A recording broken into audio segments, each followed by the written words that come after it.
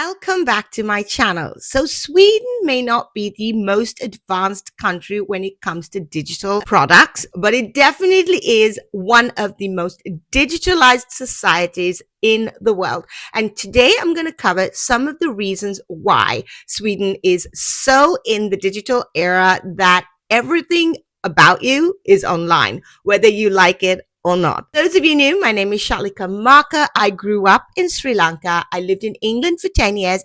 And for the last 16 years, I've been living in Sweden and watching Sweden really go from being somewhat digitalized to just like not being able to do anything without a smartphone. And the first thing, the biggest thing, hands down, has to be bank ID. You cannot do a thing in Sweden without bank ID. Let me tell you, it is so difficult, and the downside to it really is that a lot of older people, I feel really sorry for them, have had to really get on board with this bank ID because you can't do anything without it. So you have to learn it. My mother-in-law, she's in her 80s, she had to learn to do this, and obviously she's been doing it for about 5-6 years now, but it's not easy. So bank ID basically is a digitalized passport, if you will. It is a way in which you can sign in for governmental documents, obviously do all of your banking, make all of your payments,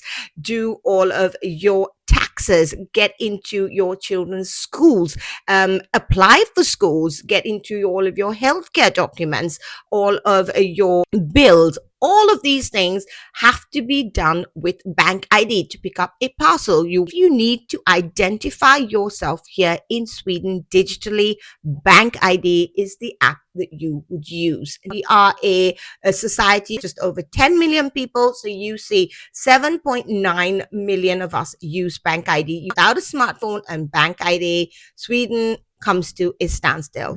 The second one is Swish, another app that we use to transfer money between individuals and also make payments. I understand that they have apps like this in the UK as well. Watch this video. This guy, I'm so grateful that you reviewed the video. It was so much fun. But he explained that there was something like that. It's only in the certain bank. So you had to be within the same bank. So if I was transferring money to somebody else, they had to be in the same bank as me. But in Sweden, Swish allows you to transfer money from any bank here in Sweden, which is really great. I love it. And one reason that's so convenient, especially if you go out in a crowd of people and you have dinner, a husband will usually do this. One person will pay for it. Say somebody has a credit card and they get points, they will pay for it, and everybody will just swish that person the money. The money is in the bank account within seconds, so you're not out of pocket. So I think Swish is really been a game changer here in Sweden.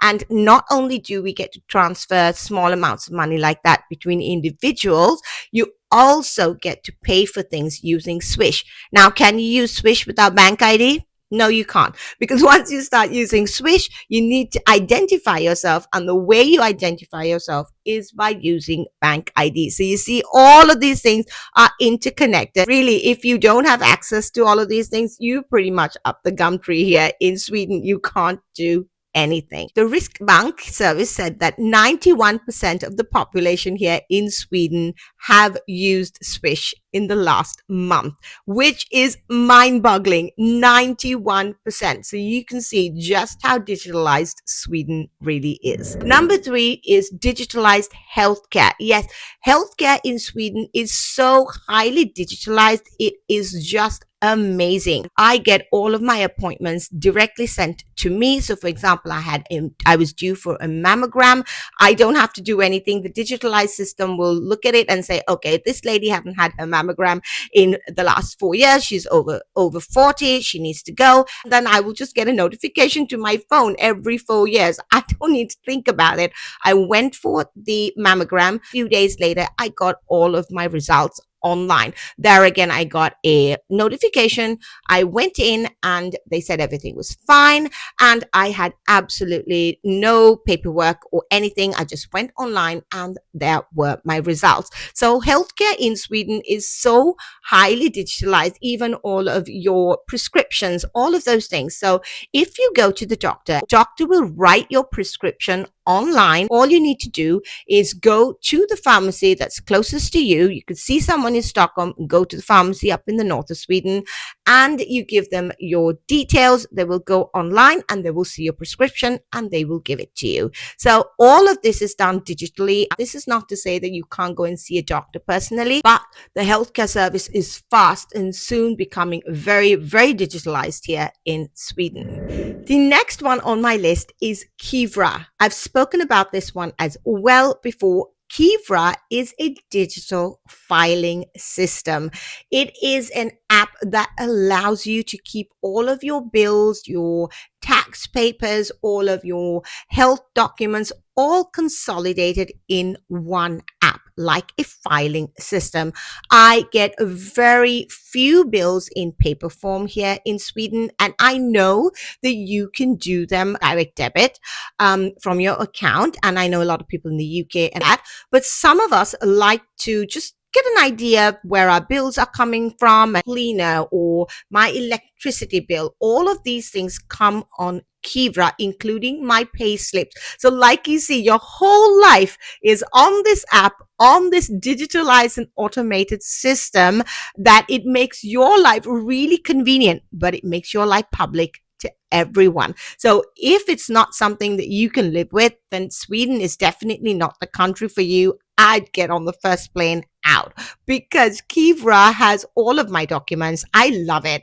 I need BankID to get into it. Obviously, like I said, you can't do anything without BankID, but Kivra is just consolidates everything for me. I find I hate filing. I hate paperwork. It's good for the environment and I don't mind. I mean, I'm not a millionaire. I have nothing to hide. Everything's online. I have absolutely no idea with the government knowing all of these things about me, how much money I have and all of that. I want to do everything the correct way, and my privacy. I'm not somebody who's very like I don't know how I would say it, that my privacy is huge to me.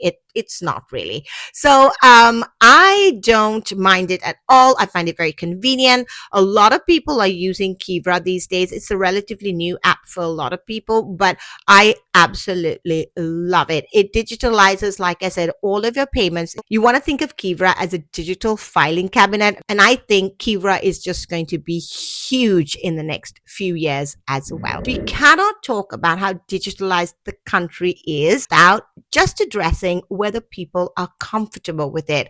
But I have to say, in Sweden, the trust in the government and the government bodies, for the most part, it is a very high level of trust here in Sweden, and people don't mind it. Now, some people obviously have an issue with it. We've always had an ID card. We've always had a personal number. So that's another thing I didn't add it into the list, but this personal number is a specific number that each person in Sweden is given.